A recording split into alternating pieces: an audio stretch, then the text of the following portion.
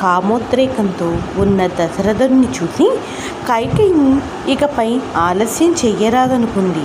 తన మనసులో మాట బయటపెట్టే సమయం వచ్చిందని అనుకుంది. అయినా భర్త నుండి మరొకసారి ప్రతిజ్ఞ తీసుకుని కానీ తన కోరిక బయట పెట్టకూడదు అని అనుకుంది. మహారాజా, నన్ను ఎవరూ అవమానపరచలేదు.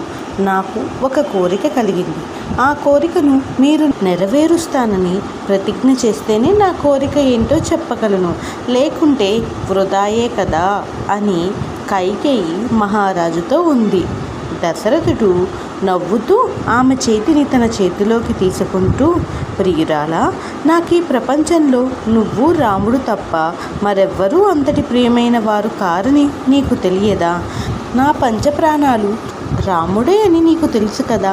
అట్టి రాముడి మీద ఒట్టు పెట్టి ప్రతిజ్ఞ చేస్తున్నాను. నీకు ఏం కావాలో చెప్పు, రాముణ్ణి చూడకుండా బ్రతకలేను.